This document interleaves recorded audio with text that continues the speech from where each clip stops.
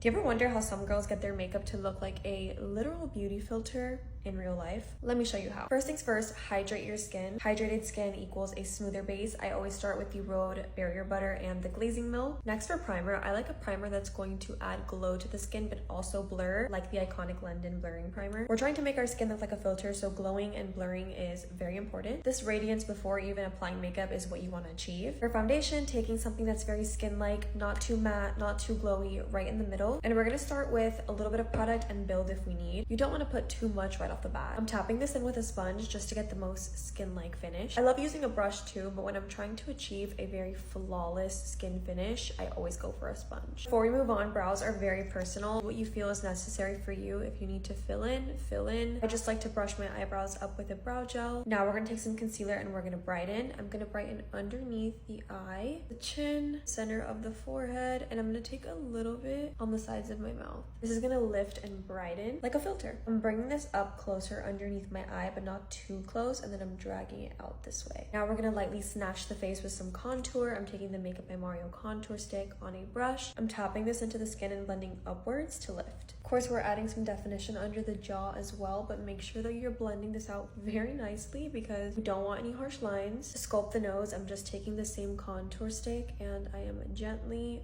following the shape of the bridge of my nose and the tip. Cream blush, I'm taking the same technique of tapping it onto a brush before I bring it onto my face. Tapping this into the skin and also making sure to blend upwards. The main focus is always to lift the face. Now here's the key. We're taking a blurring setting powder and we're pressing this in into all the places where you want to filter. Underneath the eyes, in the center of the face, smile lines, forehead, just to make it look flawless. I mean, look at that. Not a pore in sight. Tapping a little bit of powder bronzer over the cream bronzer. Topping off the cream blush with a little bit of powder blush. This is the Kosas Dreamland. The category is face, so we're going basic on the eyes. A little bit of mascara. To deepen the eyes just a little bit, I'm going to take some black liner and I'm going to line the inner corners of my eyes.